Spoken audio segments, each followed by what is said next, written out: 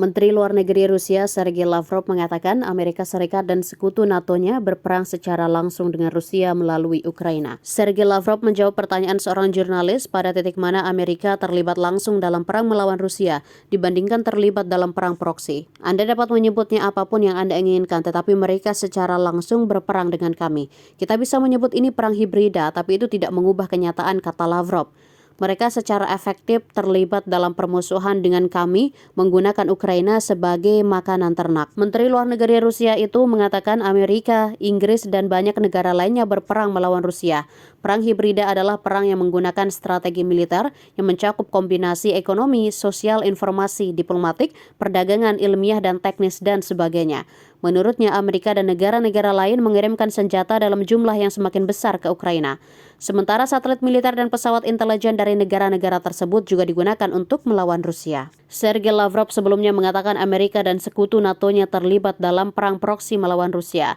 Perang proksi adalah sebuah konfrontasi antar dua atau lebih kekuatan besar dengan menggunakan pemain pengganti untuk menghindari konfrontasi secara langsung. NATO pada dasarnya terlibat dalam perang dengan Rusia melalui proksi dan mempersenjatai proksi tersebut. Perang berarti perang, kata Sergei Lavrov. Pernyataan itu mengomentari para menteri pertahanan NATO yang berkumpul di Jerman untuk melakukan pembicaraan yang diselenggarakan Amerika untuk mendukung situasi kritis di Ukraina pada April 2022 lalu. Pemerintahan Rusia di Kremlin juga menuduh Amerika melakukan perang proksi melawan Rusia setelah Amerika meningkatkan dukungan militer untuk Ukraina pada Desember 2022.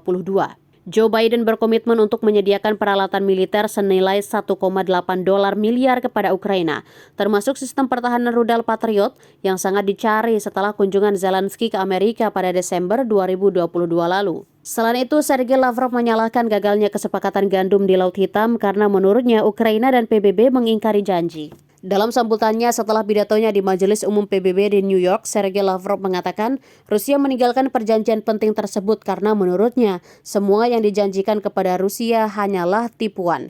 Ia juga mencap formula perdamaian Ukraina tidak realistis dan mengecam sekutu barat Ukraina. Sergei Lavrov dan Presiden Ukraina Volodymyr Zelensky juga berpidato di Dewan Keamanan PBB pada Rabu 20 September 2023, tapi tidak benar-benar saling berhadapan. Zelensky meninggalkan ruangan sebelum Lavrov masuk. Sergei Lavrov juga tidak ikut serta dalam pidato Zelensky di Majelis Umum.